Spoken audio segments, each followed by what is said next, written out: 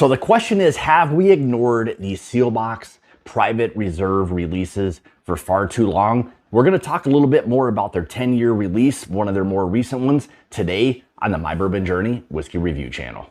So we're going to talk a little bit today about the Sealbox private reserve releases, and have we ignored these maybe for far too long?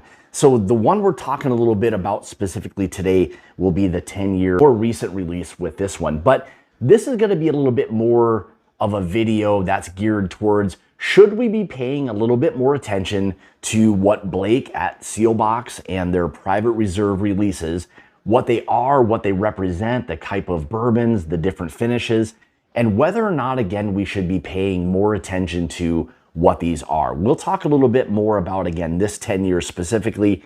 They also have a 15-year release that they did not that long ago. All of them typically sell out fairly quickly, but again, this is more of a video that should we be paying, again, more attention to all of the different releases from Blake and his teams with the private reserve. So let's talk a little bit more about what the 10-year release had to offer this go around.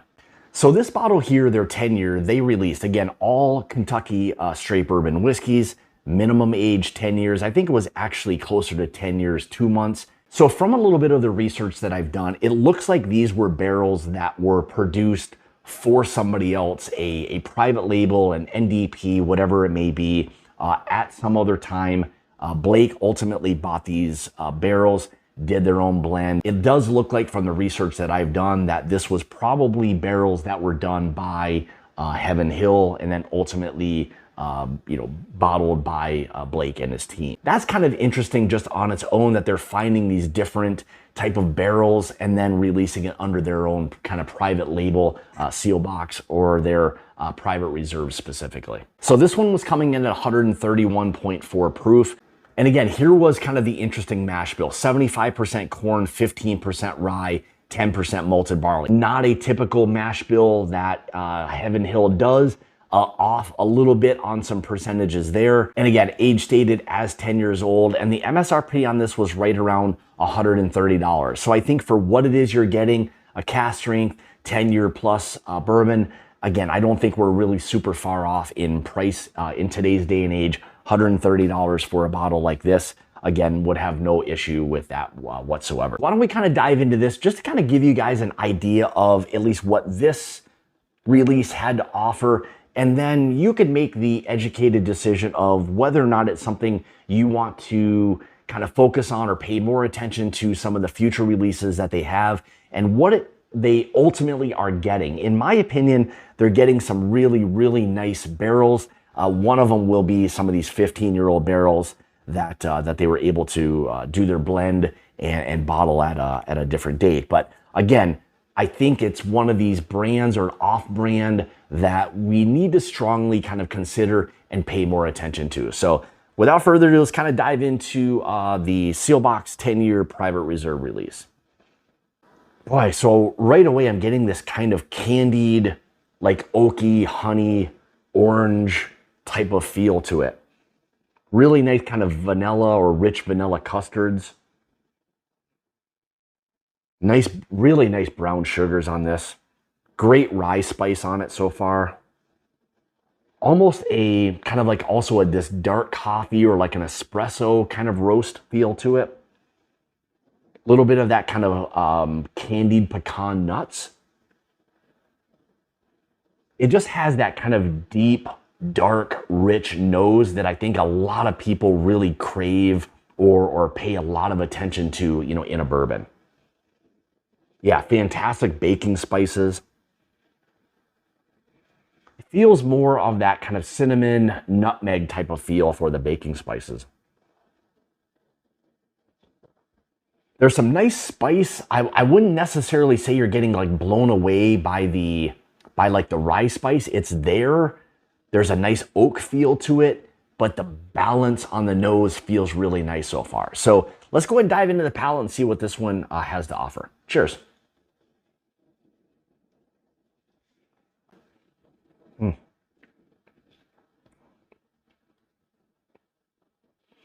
Yeah, so right away, different on this. So like right away, the spice is much heavier on the palate than I was necessarily picking up on the nose.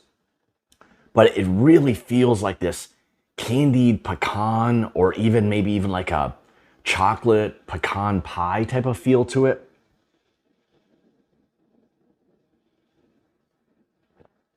Those really beautiful, like rich, warm caramels. This beautiful, rich oak that's there. It feels like it was blended right before it got to the point where maybe it was going to kind of go over and be a little bit more tannic. You're not getting those notes. You're just getting this really beautiful kind of rickhouse oak type of feel. There are a little bit more of those kind of like leathers, tobacco feels to it. There is a little bit of that kind of age feel. So I'm going to say there is some barrel influence that's balancing out with a little bit of kind of that candied kind of pecan type of feel to it so far.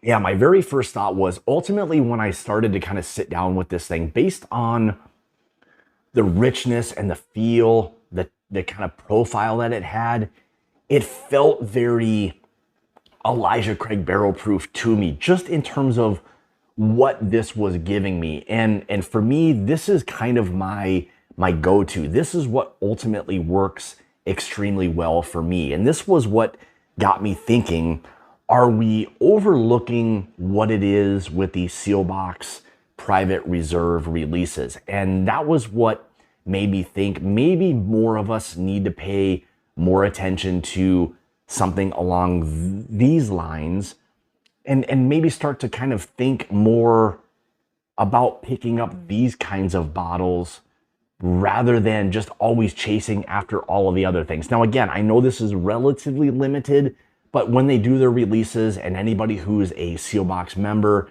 or just kind of visits the website, these are definitely things you can find. So I would say just on that kind of front, pay attention to these. I think this is where you get these kind of sneaky good bourbons that not a lot of other people are going to have. You're going to get these slightly off profile, something different when you get these labels like this.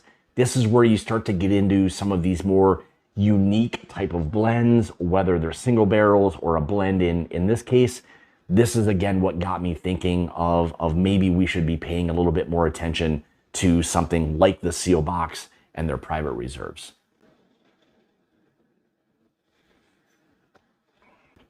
Yeah, I'm gonna say, like, as far as the fruit layers on this, I'm not getting as much of that. This feels much more almost decadent with that kind of candied pecan feel, the kind of dark chocolate, the oak, a little bit more of that kind of molasses, brown sugars. This is a very deep, dark, rich type of bourbon.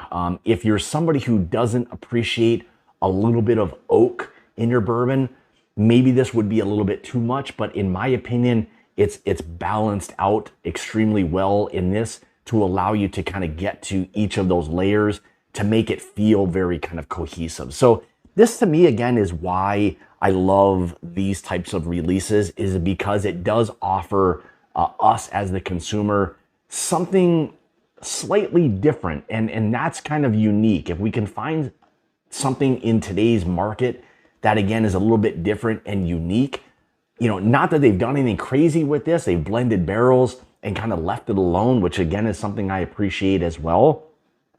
But again, overall, in my mind, this is what kind of made me think of doing this video specifically, was to stop like overthinking things, look at these kind of brands a little bit more, pay more attention to what it is that they've got, and maybe just follow or seek out each kind of release and see what each one's going to give us. They are going to be, different, unique from release to release. So that's kind of a cool thing to me. So if you can find something like this or check out the website, see if there's something on there that may ultimately work for you. But I would say kind of take the leap of faith and give something like this a try. If nothing else, it's going to, again, give you something that is, maybe off profile, a little bit different and unique. And in today's day and age, we're all kind of seeking those types of things out. So specifically talking about this 10-year Kentucky straight bourbon whiskey release from Sealbox, I think they've done a fantastic job with this blend and would definitely be a bourbon for me that I would love to just sit down, sip on, maybe even enjoy a great cigar with. It's that kind of bourbon. And again, all at that $130 price point. I mean, I think it's kind of priced accordingly in today's market. So there you have it. There's the Sealbox Private Reserves video for their 10 years specifically. But again, outside of just this bourbon in general, give them a try. I think you'll find it to be different, unique, and probably worth your money. So now I want to hear from you. Let me know, are you somebody who has bought into what Blake and his team at Sealbox have done with these private reserve releases? And there have been a few of them much more recently. But let me know your thoughts in the comments below. You know, again, is this something that you enjoy? Would you recommend it to other people? That is as important to me as it is kind of tasting through these things and doing the video. I want you to participate and let others know, your thoughts ultimately on, if you spend $130 on this bottle or other bottles in general, let me know your thoughts on older releases or things that are maybe upcoming that you're excited for. But ultimately, this was, again, a video I wanted to do to try to focus a spotlight on something a little bit more different, unique, and the Sealbox Private Reserves has kind of done that for all of us. Thanks, guys, for tuning in today. Greatly appreciate it. If you'd like to follow me, you can on Facebook and Instagram, those places at My Bourbon Journey. If you'd like to help support the channel and become part of the Mash and Journey Whiskey Club, make sure you check out the Patreon, the link below. That down there with a lot of other great things for you as well. But more importantly, thank you everyone for tuning in to another video. And as always, it's about the journey and not the destination. Slow it down.